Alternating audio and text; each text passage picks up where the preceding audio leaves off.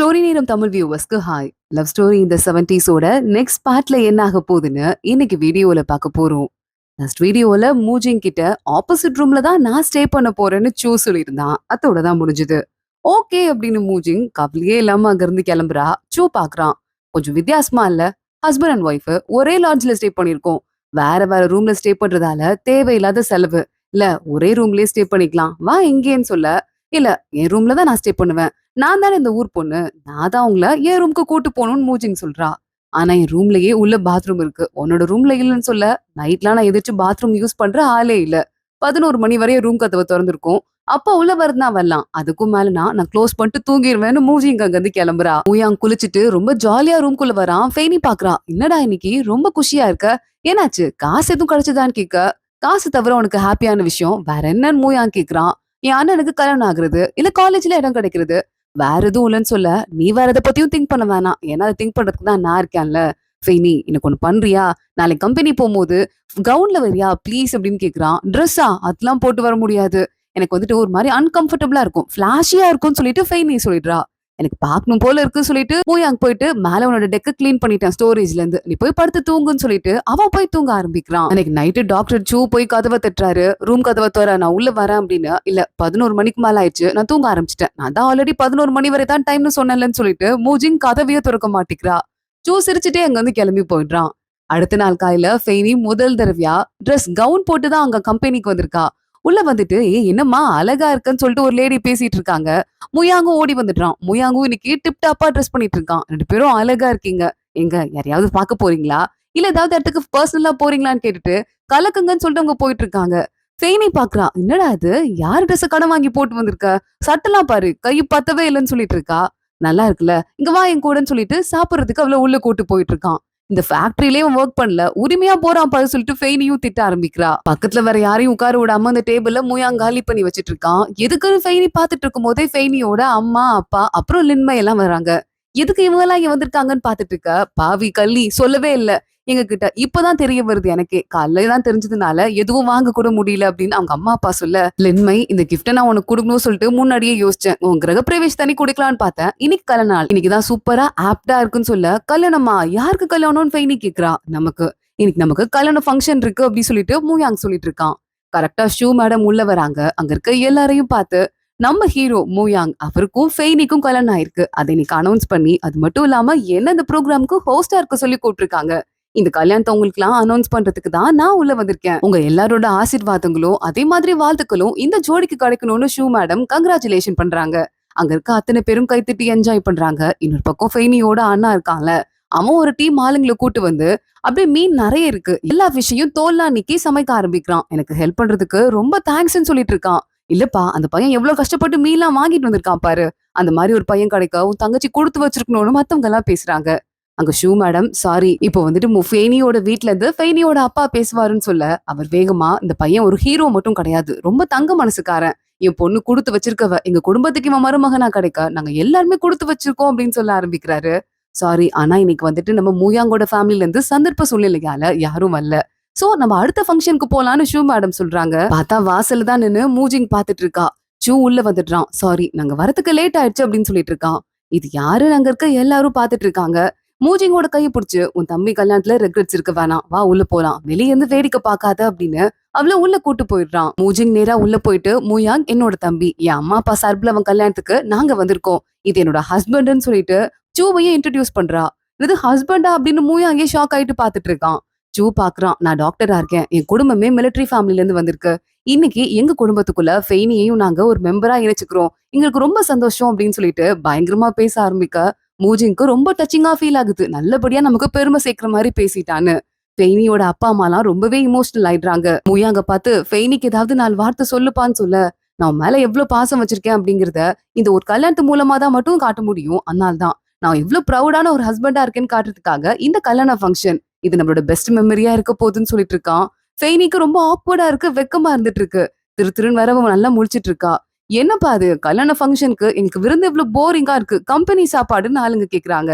உங்க ஒரு டேபிளுக்கும் ஒரு பெரிய பெரிய ஃபிஷ் ஃப்ரை வரப்போகுது, எல்லாரும் வெயிட் பண்ணுங்கன்னு சொல்ல ஃபிஷ் அங்க பிளேட்டா உள்ள வந்துட்டு இருக்கு. ஃபெய்னி பாக்குறா. ஃபிஷ் ஃப்ரையும் ஒரு டேபிளுக்கும் ஒண்ணு ஒண்ணா எப்படி இதுக்கெல்லாம் காசு வச்சுன்னு சொல்லிட்டு யோசிக்க ஆரம்பிக்கிறா. ஃபெய்னி நீயும் ஏதாவது பேசுமான்னு சொல்ல எல்லாரும் ஃபிஷ் ஃப்ரையை சாப்பிடுறது இவ காசுதான் சொல்லிட்டு ஃபெய்னிக்கு தெரியுது.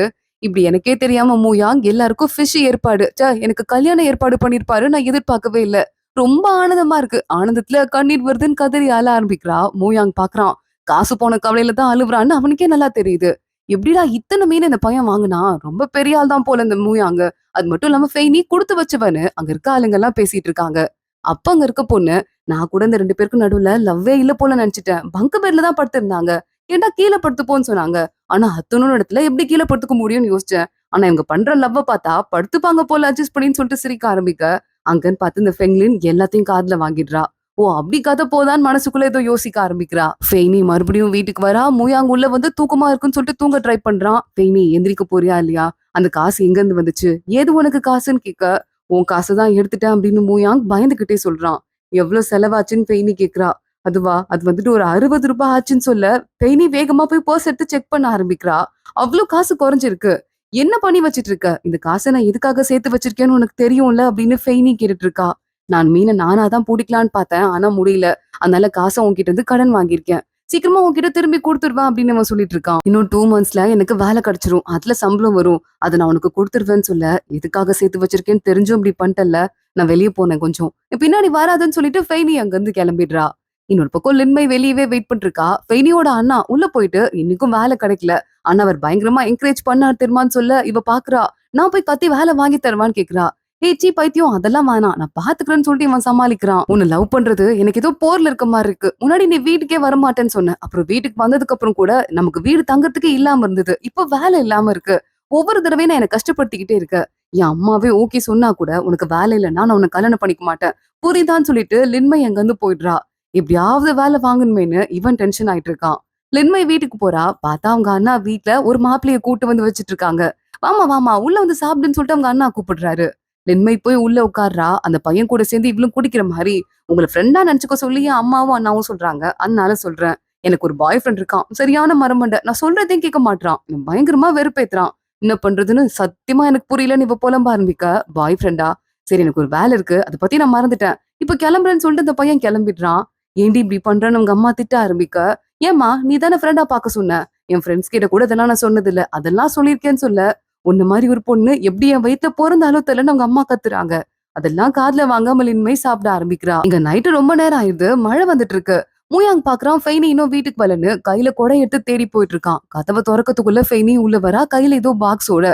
ஃபெய்னி எங்க போன அப்படின்னு கேட்டுட்டு ரெயின் கோட்லாம் கழட்டி வாங்கிட்டு துண்டெல்லாம் கொடுத்துட்டு இருக்கான் மூயாங். அப்ப ஃபெய்னி ஏதோ பார்சல் ஒண்ணு வச்சிட்டு இருக்கா. அதை ஓபன் பண்றா. இந்த குட்டி குட்டியா பாக்ஸ் எல்லாம் போட்டு கொடுப்பாங்கல்ல பேப்பர்ல இருந்து, அதுக்கு தனியா காசு கொடுப்பாங்கல்ல, அந்த மாதிரி வேலை எதையோ வாங்குறதுக்காக போய் வாங்கிட்டு வந்திருக்கா போல. அது சின்சியரா ஒட்ட ஆரம்பிக்கிறா. மூயாங் பக்கத்துல உட்காந்துட்டு இருக்கான். ஃபெய்னி நான் பண்ணது தப்புதான், உன்னோட காலேஜ் பணத்தை நான் எடுத்திருக்க கூடாது, தப்பா ஏதோ யோசனை பண்ணி நான் எடுத்துட்டேன், என்ன தயவு செஞ்சு மன்னிச்சிருன்னு சொல்ல ஃபெய்னி அழுதுட்டே இதை ஓட்டிட்டே இருக்கா. நான் தான் மன்னிப்பு கேட்கணும், உன்னை கல்யாணம் பண்ணிக்கோன்னு சொன்னது நான் தான், இந்த வீட்டுக்கு நான் தான் வந்தேன், எல்லாத்துக்கும் நான் தான் காரணம், நீ திருந்தவே இல்லை, நீனும் அப்படியே தான் இருக்க, பரவாயில்ல என்னால பணம் சம்பாரிச்சுக்க முடியும், நான் என்ன இப்பயா காலேஜ் போறேன்னு சொல்லிட்டு ஃபெய்னி கதறி அழுதுட்டு இருக்கா. மூயாங்குக்கு ரொம்ப கஷ்டமா இருக்கு. மூயாங் பக்கத்துல போய் உட்காந்துட்டு அவனும் குட்டி குட்டியா பாக்ஸ் செஞ்சு ஓட்ட ஆரம்பிக்கிறான். இன்னொரு பக்கம் மூஜிங் ரூம்ல இருக்கா. ஒரு கேண்டி ஒண்ணு இருக்கு, கல்யாண கேண்டி, வாயில போலான்னு பாக்குறா. ஆனா அவளோட எக்ஸ் பாய் ஃப்ரெண்ட் ஒருத்தர் இருந்திருப்பான் போல, அவன் ஞாபகம் வந்துருது. இல்ல மூஜிங், நீயும் நானும் சொசைட்டில வேற வேற லெவல்ல இருக்கோம், நான் ரொம்ப உயர்ந்த லெவல்ல இருக்கேன், இந்த மாதிரி வேற வேற லெவல்ல இருக்கவங்களுக்கு நடுவுல காதல் எப்படி வரும், வராதுல்ல. சோ அதனால நான் இங்க கிளம்புறேன் அப்படின்னு சொல்லிட்டு சாக்லேட்டை கீழே தூக்கி போட்டு கிளம்பி இருக்கான். அதுக்கப்புறத்துல இருந்து இவ சாக்லேட்டே சாப்பிடுறது போல அது மூடி வச்சிடுறா, மறுபடியும் எடுத்து வச்சுட்டு. அப்போ கரெக்டா சூ கூப்பிடுறான். 10 மணி தான் ஆகுது. என்னோட ரூமை நான் வந்து செக் அவுட் பண்ணிட்டேன், உன் கூடயே தங்கிக்கிறேன், ஹஸ்பண்ட் அண்ட் ஒய்ஃபா இருந்துட்டு 2 ரூமை யாராவது வேஸ்ட் பண்ணுவாங்களா அப்படின்னு கேக்குறான். மூஜிங் உள்ள விட்டுடுறா. சூ உள்ள வந்ததும் நேரா போய் மூஜிங் அவ வேலையை பார்க்க போறா. அப்ப போய் நிறுத்தி, உனக்கு கல்யாணம் ஆயிடுச்சு, உன் புருஷனையும் அப்பப்போ நீ கண்டுக்கணும், அது உனக்கு ஞாபகமே வர மாட்டேங்குதா அப்படின்னு கேட்டுட்டு இருக்கான். உன்னை இவ பாக்குறா. இவன் இத்தனை நாள்ல பண்ண எல்லா நல்ல விஷயமும் அவளுக்கு ஞாபகம் வந்துட்டே இருக்கு. டக்குன்னு வேகமா மூஜிங்க்கு சூ கிஸ் பண்ண ஆரம்பிச்சிடுறான். 2 பேரும் ரொமான்ஸ் பண்ணிட்டு இருக்கும் போது இவ கேக்குறா, அம்மா நம்ம 2 பேரும் சொசைட்டில வேற வேற ஸ்டேட்டஸ்ல இருக்கோம், நமக்குள்ள காதல் வருமா அப்படின்னு கேட்க, ஏன் வராது, காதலுக்கும் ஸ்டேட்டஸ்க்கும் என்ன சம்மந்தம் அப்படின்னு சூ கேக்குறான். பயங்கரமா இவன் கிட்ட காதல்ல விழுந்துடுறான் மூஜிங். அடுத்தவங்க 2 பேரும் ஹாப்பியா இருந்துட்டு இருக்காங்க. இன்னொரு பக்கம் நம்ம மூயாங் அந்த பாக்ஸ் எல்லாத்தையும் ஒட்டி முடிச்சு ஹெல்ப் பண்ணதுக்கு அப்புறமா போயிட்டு ஃபெய்னிக்கு சாப்பாடு வாங்கிட்டு வரான். சாப்பிடு ஃபெய்னி. ஃபெய்னி, நான் உன்கிட்ட வந்துட்டு அஃபீஷியலா உன்கிட்ட மன்னிப்பு கேட்டுக்கிறேன். என் உலகத்துல நான் மட்டும் தான் இருந்திருக்கேன். எனக்கு என்னெல்லாம் தோணுதோ செஞ்சிருந்திருக்கேன். நாளைக்குன்னு உன்னை பத்தி நான் கவலையே பட்டதில்ல. ஆனா நான் இனிமே இப்படி இருக்க கூடாதுதான். ஏன்னா என் லைஃப்ல இனிமே அந்த தனியான ஆள் கிடையாது. எனக்குன்னு குடும்பம் இருக்கு. நீ இருக்க. இப்படி இந்த மாதிரி முடிவெல்லாம் எடுத்திருக்க கூடாது. என்ன மன்னிச்சிட்டு புரியுதா? இதுக்கும் மேல ஒரு பணத்த கூட நான் வேஸ்ட் பண்ண மாட்டேன். நான் உன்கிட்ட மன்னிப்பு கேட்டுக்கிறேன். செஞ்சிருக்க கூடாது. இந்த ஒரே ஒரு தடவை என்ன மன்னிச்சிடுன்னு சொல்ல ஃபெய்னி பாக்குறா. இல்ல உன் மேல தப்பு இல்ல. நீ ஒரு நல்ல எண்ணத்துல தான் பண்ண. சர்ப்ரைஸ் குடுக்கணும்னு. ஆனா சர்ப்ரைஸ்ல வர சந்தோஷத்தை விட ஷாக்ல வர வருத்தம் எனக்கு ரொம்ப அதிகமா இருக்கு.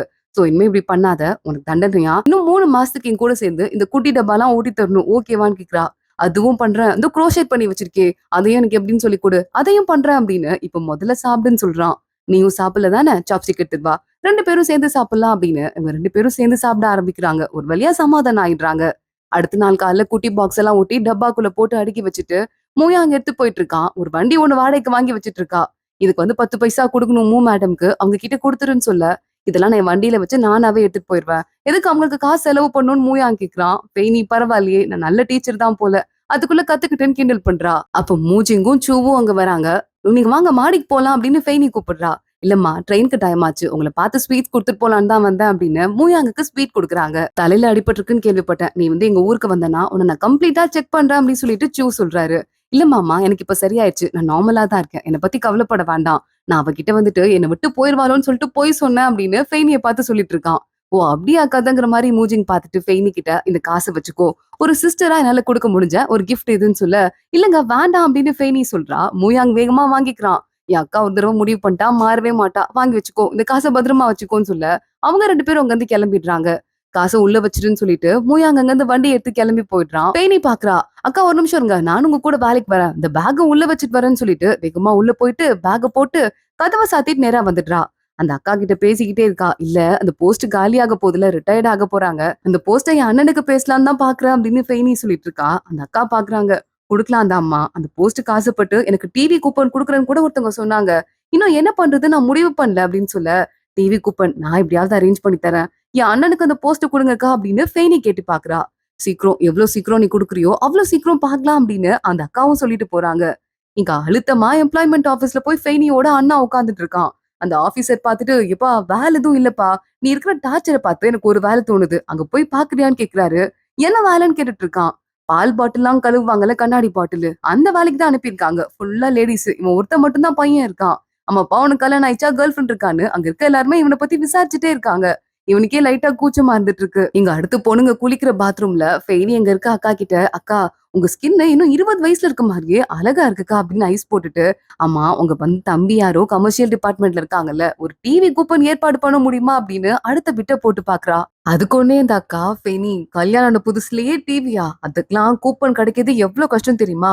ரொம்ப டிஃபிகல்ட். பெரிய பெரிய சீனியர்ஸ்க்கே கிடைக்க மாட்டேங்குது. உனக்கு இருக்க குட்டி எக்ஸ்பீரியன்ஸ்க்குலாம் இன்னும் எவ்வளவு நாள் ஆக போதோ.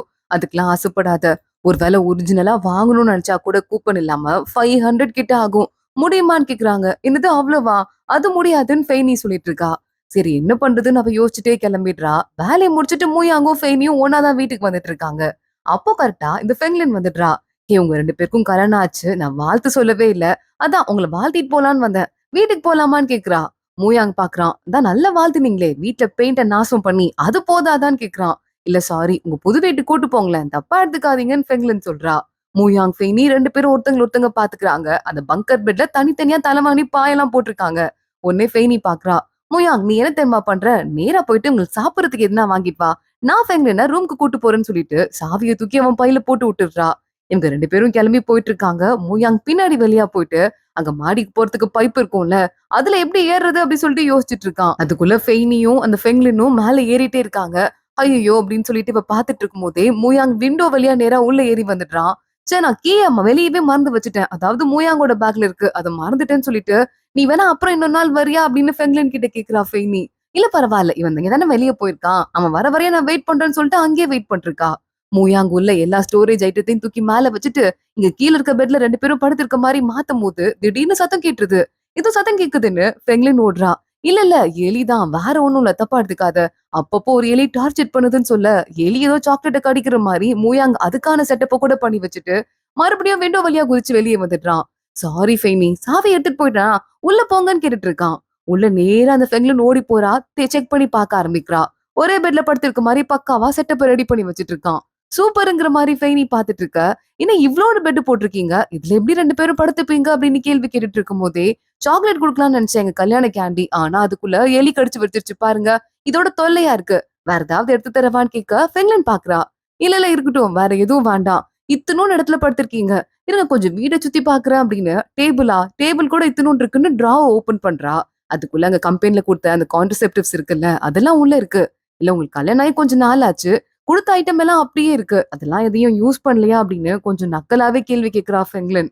உடனே மூயாங் பாக்குறான். இல்ல யூஸ் பண்ணல, ஏன்னா யூஸ் பண்ண முடியல, அது ரொம்ப சின்னதா இருக்குன்னு சொல்லி வச்சிடுறான். இவ உடனே ஷாக் ஆயிடுறா. எதுக்கு கண்டதையும் பத்தி பேசிட்டு இருக்கீங்க அப்படின்னு ஃபெய்னி வர திட்டுறா. இல்லம்மா, அந்த பொண்ணு கல்யாணம் ஆகல, ஆனா நம்ம 2 பேரும் எவ்வளவு க்ளோஸா வேணா பேசிக்கலாம்ல, அந்த ஞாபகத்துல பேசிட்டேன்னு ஃபெய்னிட்ட போய் கொஞ்சிட்டு இருக்கான். போதும் போதும், இத நான் பார்க்க வந்தது எல்லாத்தையும் பார்த்துட்டேன், ரொம்ப ஓவரா பண்ணாதீங்க, இங்க இருந்து கிளம்புறேன்னு ஃபெங்லின் அங்க இருந்து ஓடி போயிடுறா. ஃபெய்னியும் மூயாங்கும் நல்ல வேலை எப்படியோ எஸ்கேப் ஆயிட்டோம் பாத்துக்கலாம்னு சொல்லிட்டு இருக்காங்க. கீழே வந்து பார்த்தா இந்த பொண்ணு ஃபெங்லின் போறதுக்குள்ள ஃபெய்னியோட இந்த பக்கத்து வீட்டு அக்கா இருப்பாங்கல்ல, அவங்க வந்துடுறாங்க. ஏன்க்கா, இவங்க 2 பேருக்கும் கல்யாணம் ஆயிட்டு ஒன்னா இருப்பாங்கன்னு பார்த்தா பங்கர் பெட்ல இருக்காங்க. கீழ இருக்க பெட் குட்டியா இருக்கு. இதுல ஏதோ ஃப்ராடுத்தனம் மாதிரி இல்ல அப்படின்னு கேட்க அந்த அக்கா சொல்றாங்க. நானும் பாத்துட்டு இருக்கேன். ஃபெய்னி வந்ததுல இருந்து ஒரு தடவை கூட அவங்க வீட்டுல நைட் ஒரு சத்தம் கூட கேட்டது இல்ல. கரெக்டா 10 மணி ஆச்சுன்னா லைட் எல்லாம் ஆஃப் பண்ணிட்டு தூங்கிடுறாங்க. எனக்கே அவங்க புருஷன் பொண்டாட்டி தானான்ட்டு லைட்டா டவுட் வந்தது. நீ சொன்னது கூட எனக்கு வந்து கன்ஃபார்ம் ஆயிருக்கு. அவங்க ஏன் இப்படி பண்ண போறாங்கன்னு கேட்க ஃபெங்லின் சொல்றா. அக்கா, அவங்களுக்கு கல்யாணம் ஆனதால தான் வீடே கிடைச்சது, இல்லைன்னா கிடைச்சிருக்காது. ஒருவேளை வீட்டுக்காக இது இப்படியும் விடக்கூடாதுக்கா. ஷோ மேடம் கிட்ட போய் இப்பயே சொல்லலாம் வாங்கன்னு அந்த அக்காவையும் கூட்டு போயிட்டு இருக்கா. அன்னைக்கு நைட்டு நம்ம ஃபெய்னி பாத்துட்டு இருக்கா, கணக்கு போட்டுட்டு இருக்கா. இவ்ளோ காசுலாம் ஏற்பாடு பண்ணியாச்சு. இது ஏற்பாடு பண்ணி கூட டிவி வாங்குறதுக்கு காசு பத்தல, இன்னும் 300 ரூபாய் குறையுது. அது எப்படி ஏற்பாடு பண்றதுன்னு யோசிச்சுட்டு இருக்கா. அங்க மூயாங் உள்ள வந்து தூங்கலான்னு ட்ரை பண்ணிருக்கான். என்ன பண்ற அப்படின்னு கேட்டு, இல்ல இல்ல ஒண்ணும் இல்ல அப்படி சொல்லிட்டு பெட் எல்லாம் ரெடி பண்ணிட்டு இருக்கா 2 பேரும் தூங்குறதுக்கு. அன்னைக்கு நைட் ஆகுது. திடீர்னு யாரோ கதவை திறந்துட்டு உள்ள வராங்க. இப்ப பாக்க போறேன்னு போட்டு சாவியை திறந்துட்டு உள்ள வந்து பார்த்தா இந்த ஷூ மேடம் தான் ஃபெங்லினோட பக்கத்து வீட்டு ஆண்டியோட உள்ள இருக்க தேட்டி பார்க்க வராங்க. மூயாங்கும் ஃபெய்னியும் ஒரே பெட்ல தூங்கிட்டு இருக்காங்க. என்ன நடக்குதுங்கன்னு மூயாங் கத்த ஆரம்பிக்கிறான். உடனே அவங்க, ஐயோ சாரிப்பா, நாங்க தெரியாம உள்ள வந்துட்டோம், தப்பு நடந்துருச்சுன்னு சொல்லிட்டு ஷூ மேடம் சொல்றாங்க. தப்பு நடந்துருச்சா?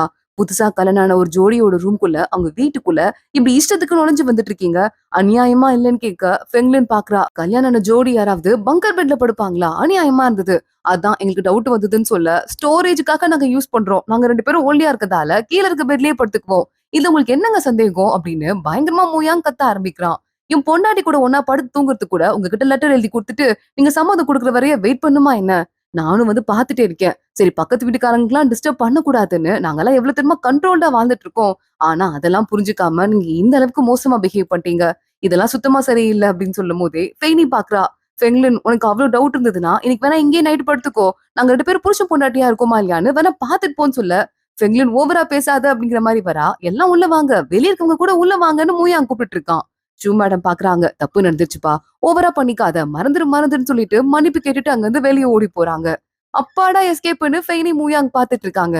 ஷூ மேடம் வெளியே வந்து அவங்க ஃபெங்லின கடிக்கடின்னு கடிக்கிறாங்க. அறிவு இருக்கா உனக்கு? வீடு கிடைக்கலங்கிற ஒரே காரணத்துக்காக கண்டதை பேசிட்டு இருக்க, இவளை வர கூட கூட்டு வந்திருக்க. இந்த பையன் மட்டும் சும்மா விட்டுட்டான், ஒரு வேலை விடாம இருந்திருந்தா இதை நான் பெரிய இடத்துக்கு எப்படி எக்ஸ்பிளைன் பண்றது? கேவலமா இருக்கு அப்படின்னு சொல்லிட்டு அங்க இருந்து கிளம்பி போயிடுறாங்க. மூயாங் பாக்குறான். எவ்வளவு பெரிய ஹெல்ப் பண்ணிருக்கான் பாத்தியா அவனுக்குன்னு சொல்லிட்டு ஃபெய்னிட்ட சொல்லிட்டு இருக்கான். ரெஸ்ட் ரூம் போறதுக்காக இவன் போகும்போது ஷூ மேடம் அங்க எங்க கலெக்ஷன் இருந்து கீ கலெக்ஷன் இருக்கும்ல, அதுல இருந்து இவங்க வீட்டு கீய வாங்கியிருக்காங்க. அதை அவன் பாத்திருக்கான். உடனே ஐடியா பண்ணி மாத்தி படுத்திருக்காங்க. அதுக்கப்புறம் தான் இந்த மாதிரி நடந்திருக்கு. இதுக்கப்புறம் நம்மள சந்தேகப்படுவாங்களாடான்னு ஃபெய்னி கேக்குறா. மத்தவங்க பட மாட்டாங்க, ஆனா அந்த ஃபெங்லின் இருக்கால கண்டிப்பா சந்தேகப்படுவா. அதுக்குதான் ஒரு ஐடியா வச்சிருக்கேன், இங்க கீழே வாங்க, என் பக்கத்துல வான்னு சொல்லிட்டு மூயாங் கூப்பிட்டு இருக்கான். எதுக்கு என்னன்னு சொல்லிட்டு ஃபெய்னி கீழே வந்துட்டு இருக்கா. வேணே இந்த ரூம்ல இருந்து வர சத்தத்தால கீழே ஒரு லேடி கம்ப்ளைண்ட் பண்ணால, அவனால தூங்கவே முடியல. பார்த்தா மூயாங் தேனுனே கட்டில புடிச்சு அவன் பாட்டுக்கு சவுண்ட் வரணும்னு சொல்லிட்டு ஆட்டிட்டு இருக்கான். எவ்வளவு நேரம்டா இப்படி நம்ம பண்ண போறோம்னு ஃபெய்னி கேக்குறா. பரவாயில்ல விடு, யாருக்கானாலும் டென்ஷன் வர அளவுக்கு சும்மா நிறைய நேரம் இப்படி சத்தம் கொடுத்துட்டு இருப்போம் அப்படின்னு சொல்லிட்டு இருக்கான். ஃபெய்னி கேக்குறா. இல்லடா, உங்க அக்கா உனக்கு காசு கொடுத்தாங்கல்ல, அந்த காசை நான் கொஞ்சம் கடன் வாங்கிக்கவா? எங்க அண்ணனுக்கு கல்யாணம் ஆகணும்னா டிவி கூப்பன் வேணும், அதுக்காக தான் அப்படின்னு சொல்றா. நீ என்ன வேணா பண்ணு அப்படின்னு சொல்லிட்டு மூயாங் சொல்லிடுறான். அந்த காசுலாம் நீ வச்சுக்கோ அப்படின்னு. டிவி வேணுமா? அது எப்படி நம்மளால வாங்க முடியும்? ஏதாவது ஐடியா இருக்கா? புதுசு வாங்கலாமான்னு கேட்க, அதையும் யோசிச்சு பார்த்தேன், ஆனா அதுக்கு நமக்கு காசு பத்தல, அதான் ஓட்ட இருந்து காசு கேக்குறேன். அதுக்கப்புறமா நான் வேற யார்கிட்டயாவது காசு கேட்டு பாக்குறேன். அப்புறம் பாத்துக்கலாம் அப்படின்னு ஃபெய்னி சொல்லிட்டு இருக்கா. சரி மறுபடியும் இந்த கட்டில ஆட்டி விடுவோம்னு சொல்லிட்டு 2 பேரும் கட்டில ஆட்ட ஆரம்பிக்க பக்கத்து வீட்டு லேடிக்கு தலையே வெடிக்கிற மாதிரி இருக்கு. அடுத்த நாளைக்கு நம்ம ஃபெய்னி ஆபீஸ்க்கு போறா. அங்க அவளோட கலீக்ஸ் எல்லாம் வந்துடுறாங்க. இப்பதாம்மா நாங்க கேள்விப்பட்டோம். நீயும் உன் புருஷனும் ரொம்ப அந்யோன்யமா இருக்கீங்க போலன்னு சொல்லிட்டு கான்ட்ரசெப்டிவ்ஸ் எடுத்து இவ கையில வந்து குடுத்துட்டு போறாங்க. பக்கத்து வீட்டு பொண்ணு வந்து எனக்கு புரிஞ்சிருச்சுமா. நீங்க ரொம்ப பாசமான ஜோடி தான். நான் சொன்னதுக்கெல்லாம் என்ன மன்னிச்சிருங்க. இனிமே வந்து இப்படிலாம் பண்ணாதீங்கம்மான்னு சொல்லிட்டு கண்ணுல கருவளையம்லாம் விழுந்துருச்சுன்னு அழுதுட்டு அவங்க வந்து கிளம்பி போறா. இங்க ஒரு பிளாக் மார்க்கெட் இருக்கு. மூயாங் அங்க தான் வந்திருக்கான். டிவி ஏதாவது கிடைக்குதா அப்படின்னு பார்க்க வந்திருக்கான். அங்க ஒருத்தன் கிட்ட உனக்கு என்ன வேணும்னு மூயாங்க கிட்ட கேக்குறான். டிவி வேணும்னு சொன்னதும் என் கூட வா அப்படின்னு சொல்லிட்டு ரொம்ப தூரம் கூட்டு போறான். நேரா வீட்டுக்கே கூட்டு போயிடுறான். இங்க பாரு டிவியை ஓபன் பண்ணி காட்டுறான். நிஜமா டிவி வச்சிருக்கியா அப்படின்னு மூயாங் பாத்துட்டு இருக்க. ஆனா உள்ள பார்த்தா வெறும் இந்த ஓடு மட்டும் தான் இருக்கு ஷெல்லு. உள்ள பார்ட்ஸ் எல்லாம் எதுவுமே இல்ல. எங்கேயா டிவி பார்ட்ஸ் எல்லாம் காணோம் அப்படின்னு கேட்க இதோ பாரு இங்க எல்லாமே இந்த டப்பால தனித்தனியா கிடக்கு அப்படின்னு சொல்ல ஏயா இதெல்லாம் அசெம்பிள் பண்ண முடியுமா இதெல்லாம் ஓடுமா அப்படின்னு மூயாங் கேக்குறான். அசெம்பிள் பண்ணா கண்டிப்பா ஓடுன்னு இந்த டிவி காரன் சொல்லிட்டு இருக்கான். மூயாங்குக்கு ஏதோ சிரிப்பா இருக்கு. ஆனா இதுல ஏதாவது கிளிக் ஆகுமா அப்படின்னு பாத்துட்டு இருக்கான். 7:30 மணி ஆயிருது. மூயாங் வீட்டுக்கு வரான். நீ என்னது இது இவ்வளவு நேரம் கழிச்சு வந்திருக்க. ஏதோ ரிப்பேர் பண்ணிட்டு வந்த மாதிரி சட்டெல்லாம் அழுக்கா இருக்குன்னு கேட்க அதுவா பென்சில் கார அப்படின்னு மூயாங் சொல்லிருக்கான். இப்பயே கொடு நான் போய் வாஷ் பண்ணிட்டு வந்துடுறேன். லேட் ஆயிடுச்சுன்னு வச்சுக்கோயேன் அப்புறமா கரையே போகாது அப்படின்னு சொல்லிட்டு சீக்கிரமா கழட்டி கொடுன்னு கேட்டுட்டு இருக்கா. மூயாங் உள்ள இருக்க பனியனை கழட்டு போக பனியன்லாம் நீயே துவச்சுக்கோ அதெல்லாம் நீ கழட்ட வேணான்னு சொல்லிட்டு மத்த கோட்டை மட்டும் வாங்கிட்டு போறா. அவ போய் வாஷ் பண்ணும்போது அப்ப அந்த பக்கத்து வீட்டு பொண்ணு பாத்துட்டு இருக்கா. நீ நல்ல உன் புருஷனுக்கு நீ ரொம்ப நல்ல பொண்டாட்டியா தான் இருக்க. நீங்க 2 பேருமே ஒருத்தங்க அடைய கொடுத்து வச்சவங்க தான். நீ இந்த டிவி கூப்பன் என்னாச்சுன்னு கேட்க அக்கா எனக்கு ஒரு 10 நாள் டைம் கொடுங்கக்கா ப்ளீஸ் கான் ஃபெய்னி கேக்குறா. சரி உடு ஃபெய்னி இது மேல சரிப்பட்டு வராது. அந்த அம்மா வந்து இன்னும் 15 நாள்ல ரிட்டையர்ட் ஆக போறாங்க. அதுக்குள்ள நான் போஸ்டர் ஃபில் பண்ணி தானே ஆகணும்னு கேட்க கரெக்டா அப்ப மூயாங் வரான். இந்தாங்கக்கா டிவி கூப்பன் 10 நாளுக்கு அப்புறமா இந்த கூப்பனை கொடுத்து டிவி வாங்கிக்கோங்கன்னு சொல்றான். உடனே இந்த பொண்ணு சீக்கிரமா நான் பேப்பர் ஒர்க் ஆரம்பிக்கிறேன் ரொம்ப ரொம்ப சந்தோஷம்னு சொல்லிட்டு அங்க இருந்து கிளம்பி போறா. டேய் எப்புட்றா டிவி கூப்பன் கிடைச்சது என்ன பண்ண நிறைய காசா இருக்குமே உனக்கு காசு இருக்காது நான் அப்புறமா திருப்பி கொடுக்குறேன்னு சொல்லிட்டு இருக்கா. அதெல்லாம் பாத்துக்கலாம் ஃபெய்னின்னு மூயாங் சொல்றான். இந்த பொண்ணு வேகமா அவ புருஷன்கிட்ட போயிட்டு டிவி கூப்பன் கிடைச்சிருச்சு இனிமே நமக்கு ஜாலி தான் சொல்லிட்டு இருக்கா. அந்த பையன் கையில இருந்து தண்ணி போட்டு டிவி கூப்பன் எழுத்தெல்லாம் அலையுது. இது ஃபேக்குடி ஒரிஜினல் கிடையாதுன்னு சொல்ல இந்த லேடி வேகமா அந்த கூப்பனை வாங்கிட்டு எவ்வளவு தைரியம் தான் ஃபேக் கூப்பன் எனக்கு கொடுத்துருப்பீங்கன்னு கேட்க ஆரம்பிக்கிறா. மூயாங் ஒரிஜினல் மாதிரி தான் எழுதுனேன் எப்படி அதுக்குள்ள மாறுச்சுன்னு கேட்க எதுக்குடா ஃபேக் கொடுத்தேன்ட்டு ஃபெய்னி கத்த ஆரம்பிக்கிறா. அக்கா நான் சொல்றேன்னு தப்பா எடுத்துக்காதீங்க 10 நாளுக்கு அப்புறம் தானே டிவியா மாத்திக்கோங்கன்னு சொன்னேன். இன்னும் 10 நாள்ல உங்களுக்கு டிவி வந்துரும். என்ன ஒரு தடவை நம்புறீங்களா அப்படின்னு கேட்க உனக்கு தலையில அடிபட்டு இருக்குப்பா அதனால தான் போனா போதுன்னு பாத்து விடுறேன். சரி பரவாயில்ல நீ இவ்வளவு தூரம் சொல்றதால உன்னை ஒரே ஒரு தடவை நம்புறேன். 10 நாள் டைம் அதுக்கப்புறமா உங்க அண்ணனுக்கு வேலை கிடைக்குதா இல்லையான்னு நீங்க பாத்துக்கோங்கன்னு இந்த லேடி அங்க இருந்து போயிடுறா. ஃபெய்னிய மூயாங் பாக்குறான். ஃபெய்னி கவலைப்படாத எல்லா தடவையும் வழி இருக்கும். நமக்கு இன்னும் ஆப்ஷன்ஸ் இருக்கு அப்படின்னு சொல்லிட்டு இருக்கான். ஃபெய்னிக்கு ஒரு மாதிரி குழப்பமா பயமா இருக்கு. நைட்டு கூட தூங்காம இருந்துட்டு இருக்கா. மூயாங் கேக்குறான். ஃபெய்னி டிவி கூப்பன் தான் யோசிச்சுட்டு இருக்கியா கல்யாணம்னா என்னன்னு தெரியுமா ஃபெய்னி அதோட அர்த்தம் என்னன்னு கேக்குறான். என்ன அர்த்தம் அப்படின்னு சொல்லிட்டு ஃபெய்னி கேட்டுட்டு இருக்கா. ஒருத்தங்களா இருக்க வரைய நிறைய கஷ்டம் இருக்கலாம். ஆனா ஒருத்தங்க கப்பலா இருக்கும்போது ஒருத்தங்க கஷ்டத்தை ஒருத்தங்க பகிர்ந்துக்க இருக்காங்கங்கிறதால அந்த கஷ்டம் பாதியா குறையுது. உனக்கு ஒரு ப்ராப்ளம்னா அது என்னோட ப்ராப்ளம் 2 பேரும் சேர்ந்து சால்வ் பண்ணலாம். தனியா யோசிச்சுட்டு இருக்காதுன்னு சொல்ல ஃபெய்னி சிரிக்கிறா. ரொம்ப தேங்க்ஸ் நான் தூங்க போறேன் அப்படின்னு சொல்லிட்டு தூங்க போயிடுறா. அடுத்த நாள் காலையிலே ஆகுது. மூஜிங்க காட்டுறாங்க ப்ரொஃபசர் கிட்ட. ப்ரொஃபசர் இப்ப நான் இருக்கிற ப்ராஜெக்ட்ல இருந்து என்ன ரிட்டையர்ட் பண்ணி புது ப்ராஜெக்ட் உங்க டீமுக்குள்ள என்ன வரணும் அந்த மாதிரி எனக்கு பண்ணுங்கன்னு சொல்ல இல்லம்மா அந்த ப்ராஜெக்ட்ல உன்னை சேர்த்துக்க முடியாது. ஏன்னா அந்த ப்ராஜெக்ட்ல இருக்கவங்க நாங்க நிறைய வந்து ஜியாங்னான் இருக்குல்ல அந்த ஊருக்கு போக வேண்டியிருக்கும். நீ இப்பதான் புதுசா கல்யாணம் ஆயிருக்கு உனக்கு. அதனால உன்னால டிரான்ஸ்பர் ஆயிட்டுலாம் வர முடியாது உன் புருஷனை விட்டுட்டு. உனக்கு அந்த ப்ராஜெக்ட்ல இருக்கிறத விட நிறைய திறமை இருக்குன்னு தெரியும். ஆனாலும் என் ப்ராஜெக்ட்ல சேர்த்துக்க முடியாதுமான்னு சொல்றாரு. அதை பத்தி நீங்க யோசிக்காதீங்க என் பர்சனல் ப்ராப்ளம் பத்தி அதை நான் பாத்துக்கிறேன். அது மட்டும் ப்ராப்ளம் இல்லைன்னா என்ன உங்க ப்ராஜெக்ட்ல சேர்த்துப்பீங்களான்னு கேட்க கண்டிப்பான்னு அவர் சொல்றாரு. அப்ப என் புருஷன்ட்ட பேசணுங்கிற அவசியமே இல்ல நான் வாக்கு கொடுக்குறேன். நான் அந்த ஊருக்கு டிரான்ஸ்பர் ஆகிறதுக்கு ரெடியா இருக்கேன்னு சொல்லிட்டு மூஜிங் ஹாப்பியா கிளம்பி வீட்டுக்கு வரா. பார்த்தா அங்க சூ ஏதோ உட்காந்து பயங்கரமா எழுதிட்டு இருக்கான். இவ உள்ள வந்ததுமே டேபிள்ல சாப்பாடு இருக்கு சீக்கிரம் போய் சாப்பிடு. அம்மா அப்பா வெளியே போயிருக்காங்க பாட்டி தூங்கிட்டாங்கன்னு சொல்லிட்டு இருக்கான். நீங்க என்ன பண்றீங்கன்னு பாக்க நீ டிரான்ஸ்லேட் பண்ணி சொல்லி கொடுக்கறதில்ல. அதுல நிறைய வந்து கஷ்டமான டேர்ம்ஸ் இருக்கு அதான் கொஞ்சம் லேட் ஆகுது. இன்னைக்கு நைட் ஃபுல்லா உட்காந்து நான் டிரான்ஸ்லேட் பண்ணிடுவேன்னு சொல்லிட்டு இருக்கான். மூஜிங்க்கு ஒரு மாதிரி கஷ்டமாயிருது சாரின்னு சொல்லிட்டு இருக்கா. நான் ரொம்ப செல்ஃபிஷா இருக்கேன்ட்டு இப்பதான் எனக்கு தோணுது. நீங்க எனக்காக இந்த அளவுக்கு கஷ்டப்பட வேண்டாம் ப்ளீஸ்ன்னு சொல்லிட்டு சூக்கு கிஸ் பண்ண ஆரம்பிக்கிறா. அவனும் சேர்ந்து பதிலுக்கு இவளுக்கு கிஸ் பண்ணிட்டு இருக்கான். அடுத்த நாள் காலையில லிங்கி இருக்கால லிங்கி ஏதோ கட்டுரை எழுதியிருக்கா போல எப்படி எழுதியிருக்கா பாத்தியாடா அப்படின்னு ஈஃபெங்க கிட்ட கேக்குறாங்க. அவன் பார்த்தேன் ஈஃபெங் கண்டுக்க மாட்டேங்கிறான். பார்த்தா அந்த லிங்கி இவங்க கிச்சன்ல இருந்துட்டு மீன் சுரண்டிக்கிட்டு இருக்கா இருக்க செதில் எல்லாம்.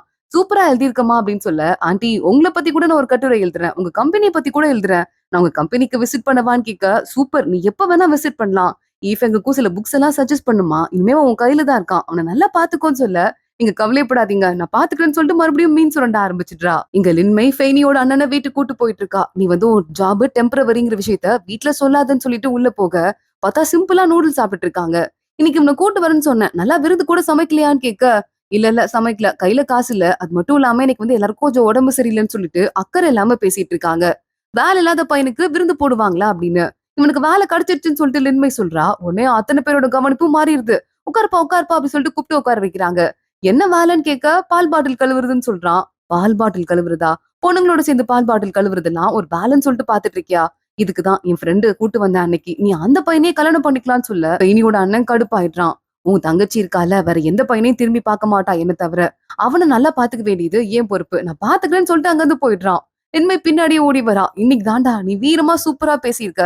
சீக்கிரம் வேலை தானே அது கிடைக்கும். அது பாத்துக்கலாம் அப்படின்னு சொல்லிட்டு கூட்டு போயிட்டு இருக்கா. பெயினி வீட்ல இருந்துட்டு இருக்கா. மனசுக்குள்ள குழப்பமா இருக்கு. ஏன்னா ஒரு அக்கா கிட்ட காசு கொஞ்சம் கடன் கொடுக்க முடியுமான்னு கேட்டிருக்கா. என்கிட்ட எதிரி காசு. நீ ஈஃபெங் இருக்கான்ல உன்னோட ஃப்ரெண்டு தானே பழைய ஃப்ரெண்டு. அவன்கிட்ட போய் கேட்டு பாரு. அவன்கிட்ட நிறைய காசு இருக்குன்னு சொல்லிருக்காங்க. இத பத்தி தான் கேட்கணுமா கேட்க கூடாதான்னு தெரியலையேன்னு யோசிச்சுட்டு இருக்கா ஃபெய்னி. அதோட இன்னைக்கு பார்ட் முடியுது. அடுத்து என்ன ஆக போகுது தொடர்ந்து பார்க்கலாம். இன்னைக்கு வீடியோவை லைக் பண்ணிக்கோங்க. மறக்காம நம்ம சேனலுக்கு சப்ஸ்கிரைப் பண்ணிட்டு பெல் ஐக்கானையும் கிளிக் பண்ணிக்கோங்க. அடுத்த வீடியோல பார்க்கலாம். அது வரையும் பாய்.